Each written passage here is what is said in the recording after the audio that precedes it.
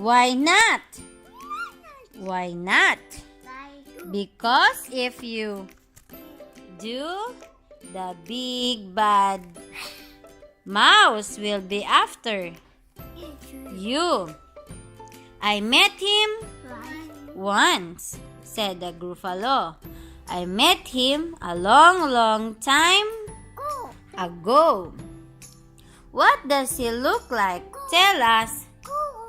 Tell us. Dad? Is he terribly big and terribly bad? I can't quite remember, the Gruffalo said. Then he thought for a minute and scratched his head. The big bad mouse is terribly strong, and his scaly tail is terribly long. His eyes are enormous. His eyes are like pools of terrible fire, and his terrible whiskers are tougher than wire. One snowy night when the Gruffalo snored, the Gruffalo's child was feeling bored. The Gruffalo's child was feeling brave, so she tiptoed out of the Gruffalo cave. The snow fell fast and the wind blew wild. Into the wood went the Gruffalo's child. Aha! Oh, a trail in the snow. Whose is this trail, and where does it go? A tail poked out of a log pile house. Could this be the tail of the big bad mouse? Out slid the creature. His eyes were small, and he didn't have whiskers. No, none at all. You're not the mouse. Not I, said the snake. He's down by the lake, eating Gruffalo cake. The snow fell fast and the wind blew wild. I'm not scared, said the Gruffalo's child. Aha! Oh, marks in the snow. Whose are these claw marks? Where did they go? Two eyes gleamed out of a treetop house. Could this be the eyes of the big bad mouse? Down flew the creature. His tail was short. Wait lang. And he didn't have whiskers of any sort.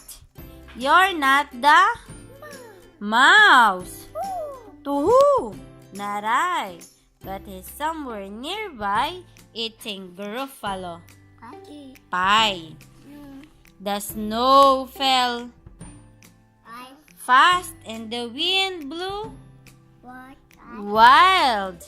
I'm not scared, said the Gruffalo's child. Out slunk the creature. His eyes weren't fiery. His tail wasn't scaly. His whiskers weren't wiry. You're not the mouse. Oh no, not me. He's under a tree drinking Gruffalo tea. It's all a trick, said the Gruffalo's child, as she sat on a stump where the snow lay piled. I don't believe in the big bad mouse. But here comes a little one out of his house. Not big, not bad, but a mouse at least. You'll taste good as a midnight feast. Feast. Wait, said the mouse. Before you eat, there is a friend of mine that you owe to meet. If you let me hop onto a hazel twig, I'll beckon my friend so bad and big. The Gruffalo's child unclenched her fist. The big bad mouse, so he does exist. The mouse hopped into a hazel tree. He beckoned, then said, just wait and see. Hazel tree. Hindi, yun yung sinabi niya nung inuuto niya si mouse. Out came the moon. It was bright and round. A terrible shadow fell onto the ground. Who is this creature so big, bad, and strong? His tail and his whiskers are terribly long. His ears are enormous, and over his shoulder he carries a nut as big as a boulder. The big bad mouse, yelled the Gruffalo's child.